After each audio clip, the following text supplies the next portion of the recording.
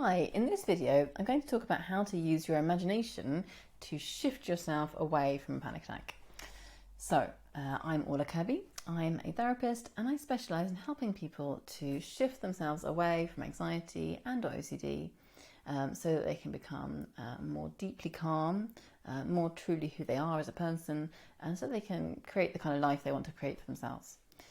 In terms then of imagination and panic attacks, this is part really of a kind of three-part method that I often teach clients who are struggling with panic attacks. And if you look back at the previous videos, you can see how this imaginative part fits in with the rest, right? Very briefly, the method is using box breathing, 5 or 6 box breaths, and then moving from that into 4-8 hypnosis breathing combined with imaginative stuff, right? And in this video, I'm going to talk about what is that imaginative stuff?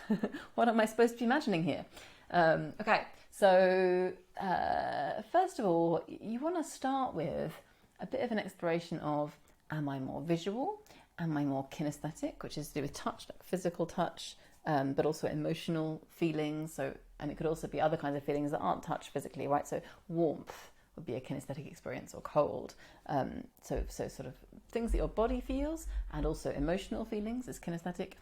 Or am I more auditory, which is to do with sound, right? So for example, a lot of musicians would be very auditory. Or am I more auditory digital? Auditory digital is to do with information processing. So someone who is a website designer, for example, would be doing a lot of auditory digital processing as they make websites, because it would be handling information and organizing it and shifting it around in different ways. Or someone who's organizing a complicated event would be doing a lot of auditory digital processing if they're communicating with a lot of different people and they have timelines and systems, right? That's all very auditory digital processing, as is learning anything off by heart, right? From learning a poem off by heart, from learning some instructions off by heart, I'm doing auditory digital processing as I'm repeating and memorizing that information. Yeah. So everyone does all of these and we all have great access to all of them. We can actually develop and enrich our use of all of these different ways of thinking and learning and processing. Yeah. So we all have visual and auditory and kinesthetic and auditory digital. And we also have certain leanings, right? And certain preferences. So knowing that is really helpful. Because, for example, I know that I'm really visual, having done NLP, that's just very clear, and that's not something I would have known about myself before. And that means that I know now different things about how to plan my life and how to motivate myself differently. And in terms of hypnosis and imaginative work, I know that something visual is going to be very easy for me to go into, right? Not that I can't imagine it in different ways, of course I can, but leading with the visual is going to work really well for me. Whereas often I might have a client who says, oh, I just can't really picture things in my mind. I can't do that like you can. I don't think I can ever picture something in my mind. Now, often they can learn how to do that, but it might be that an easier way in for them initially might be through sound or through touch or feelings or emotions, or through kind of more like ideas, concepts, right? So we're all different, and it's good to kind of respect that and work with that, as well as learning that we can be flexible and we can develop these different parts of ourselves too. So I'm going to go through some kind of simple examples of things you could use imaginatively for each of those, for visual, for kinesthetic, for auditory, and for auditory digital. And then I'm going to just talk about some kind of more complex imaginative possibilities, right? Okay, so a very simple visual one that I love is just surrounding yourself with a wonderful colour, a colour that you really love, or just kind of filling your mind with it, right? So just really think of turquoise, right? And you might have to think of a couple of different things, or 2 or 3 different things that are turquoise that you've seen in your life, and to kind of find the colour, and then you can just kind of fill your mind with turquoise, or you could surround your whole body with turquoise. So you're imagining yourself kind of in a cloud or a mist of turquoise, right? And you can go even further, and you could imagine yourself as like a 3D outline. So you're like a sculpture or a statue almost, but you are like the skin is transparent, and you're filled up. Kind of the shape of you is filled up with turquoise, right? As well as there being this cloud of it around you. And when you breathe in, you're filling that whole shape of you with this turquoise. As you breathe out, the turquoise is going back into the cloud or mist of that colour around you, right? And you could use any colour. You could use a kind of, one that I love using is a kind of orangey, like pinky orangey colour of sunsets or sunrises. It's a wonderful colour to use for me. But it's like whatever colour you love, right? So that could be purple or green or, whatever is a particular, and it was, you don't want to just go for green. You want to pick a particular shade of green, right? A particular kind of green. And yes, that's a really lovely visual one. Something that would be kinesthetic could be, the idea of warm water, like being in a warm shower, imagining warm water like hitting your shoulders and your head, right? That could be a lovely feeling. Or the feeling of warm sun on your face, right? That could be a lovely feeling for some people. Or it could be leaning back, the feeling of your back leaning back on warm stone. Right? What does that feel like? You're remembering that feeling and really entering into that feeling as you're breathing, as you're doing the full rate breathing. Let's try to think of another kinesthetic one. Could be the feeling of being out in the rain, right? If you like being out in the rain, you could imagine the rain just really hammering and pouring down on you, and that feeling of the heavy rain, being out in it, that could be a feeling that you could use, right? So it's one that you enjoy and that you find reasonably easy to kind of conjure up.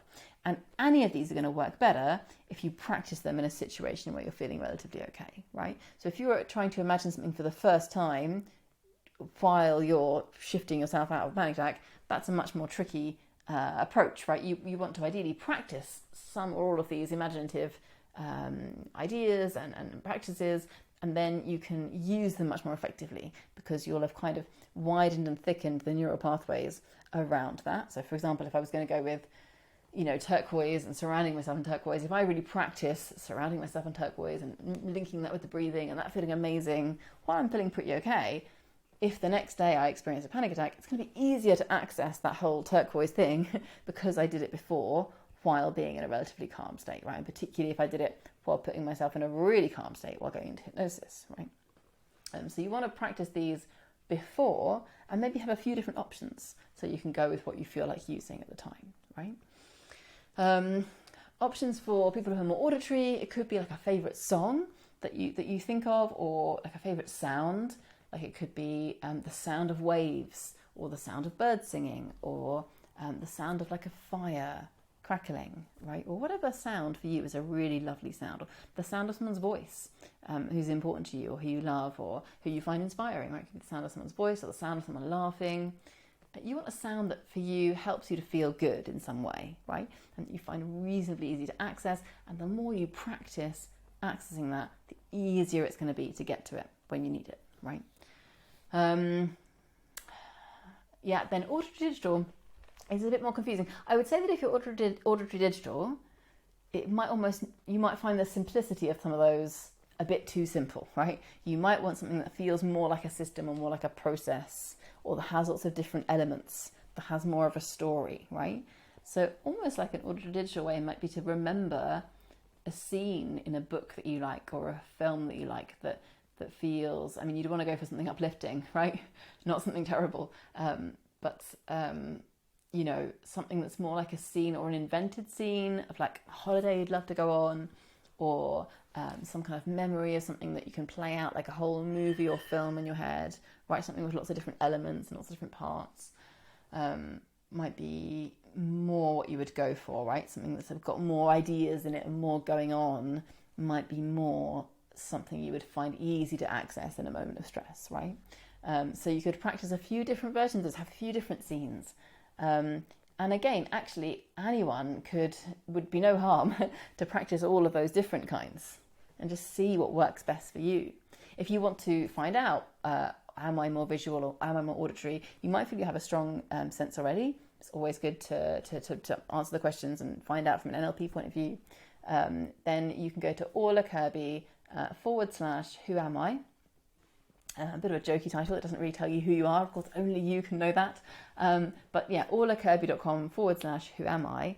And all one word, who am I? And that is going to take you to a resource, a free resource that has questions you can go through to answer to figure out, am I more visual or am I more auditory? Am I more kinesthetic? Am I more auditory digital, right? And that's really helpful for then knowing which kind of imaginative work is going to be the easiest. And with any of these, if you start with one, like if someone who's really visual starts with imagining the colour or how something looks, they're going to then find it easier to layer on top of that, you know, smells, feelings, sounds, all this other stuff. So, whatever you start, if you start with what's easiest for you, you're going to then find it easier to layer the other elements on top, right? So someone who's auditory would want to start with sound, but then it may also be helpful to layer in colours and feelings on top of that and around that. Yeah, and that's also something that you can practice away from the very stressful moment of, right, there's a panic attack happening, I'm going to shift myself out of this. You know, if you practice that at a time when you're feeling relatively okay, it's much easier then to draw on that at a time of high stress, right? Okay. One particularly that a lot of my clients have found really useful in terms of imaginative stuff to shift yourself out of this panic attack state is something that I call the animal and the place. Now this is something I actually have a paid training on. I'll put the details of that in the description down below. But just to give you a vague idea of what that is, it's essentially where you imagine your early mind as an animal, right? And you imagine your cortex, or your more complicated, sophisticated, more recently evolved mind as a place. It's like a wonderful place. And this can be an imagined place or somewhere that you've been that was marvelous and amazing, right, in some way. And you use those two together in a kind of nurturing, calming way, right? So you would imagine the animal in a state of flight, so you can imagine like a tiger trapped, or a rabbit trapped, or like a deer running for its life, like really running, right? That would be a flight state, would be kind of running, or trapped would be a good, kind of thrashing about. Either of those would be a good way to imagine a flight state. And of course, a panic attack is a very high level flight state, right? So you're imagining that, and this animal, whether it's running or it's trapped, whatever, is right in the middle of your head, right in the middle, yeah?